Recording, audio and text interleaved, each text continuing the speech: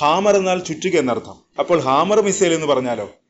ശത്രുവിന് ചുറ്റുകയുടെ അടി നൽകുന്ന missile. Highly agile modular munition extended range, ഇതിന്റെ ചുരുക്കപ്പേരാണ് ഹാമർ. ഫ്രാൻസിന്റെ ഹാമർ മിസൈൽ ഇനി ഇന്ത്യയുടെ പ്രതിരോധ മേഖലയ്ക്കും കരുത്തേകും. മിസൈൽ സംയുക്തമായി നിർമ്മിക്കാനുള്ള കരാറിൽ ഇന്ത്യയുടെ പൊതുമേഖലാ സ്ഥാപനമായ ഭാരത് ഇലക്ട്രോണിക്സ് ലിമിറ്റഡും French company Safran electronics and ഡിഫൻസും ഒപ്പുവെച്ചു. ഈ വർഷം ഫെബ്രുവരിയിൽ ബാംഗ്ലൂരിൽ നടന്ന എയ്റോ ഇന്ത്യ ഷോയിൽ ധാരണാപത്രം ഒപ്പുവെച്ചിരുന്നു. അതിന്റെ തുടർച്ചയാണ് ഈ കരാർ.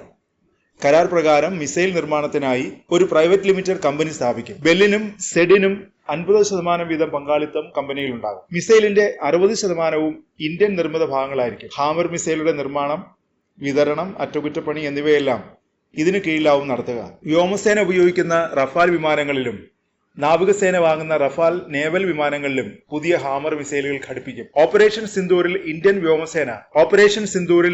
വ്യോമസേന ഈ ഫ്രഞ്ച് നിർമ്മിത ആയുധം വ്യാപകമായി ഉപയോഗിച്ചിരുന്നു. നിലവിൽ ഇന്ത്യൻ വ്യോമസേനയുടെ റഫാൽ യുദ്ധവിമാനങ്ങളിലാണ് ഹാമർ ഉപയോഗിക്കുന്നത്. പുതിയ കരാർ പ്രകാരം ഇന്ത്യയിൽ നിർമ്മിക്കുന്ന ഹാമർ മിസൈലുകൾ തദ്ദേശീയമായി വികസിപ്പിച്ച തേജസ് യുദ്ധവിമാനങ്ങളിലും ഘടിപ്പിക്കും. ഇതോടെ തേജസിന്റെ ആക്രമണശേഷി വർദ്ധിക്കും. വ്യോമസേനയ്ക്ക് പുറമെ നാവികസേനയ്ക്കും ഈ മിസൈൽ സംവിധാനം ലഭ്യമാകും. 70 കിലോമീറ്റർ വരെ ദൂരെയുള്ള ലക്ഷ്യങ്ങൾ തകർക്കാൻ ഹാമറിന് സാധിക്കും. അതായത് ശത്രുരാജ്യത്തിന്റെ വ്യോമപരിധിയിൽ കടക്കാതെ സുരക്ഷിതമായ അകലത്തിൽ നിന്ന് ആക്രമണം നടത്താൻ സാധിക്കും. ലക്ഷ്യം നിശ്ചയിച്ച് തൊടുത്തുവിട്ടാൽ മിസൈൽ സ്വയം ലക്ഷ്യം കണ്ടെത്തി ശത്രുവിനെ നശിപ്പിക്കും. പൈലറ്റിന് അതിനെ നിയന്ത്രിക്കേണ്ട ആവശ്യമേ വരുന്നില്ല. GPS, ഇൻഫ്രാറെഡ്, ലേസർ ഗൈഡൻസ് സംവിധാനങ്ങൾ ഇതിനുണ്ട്.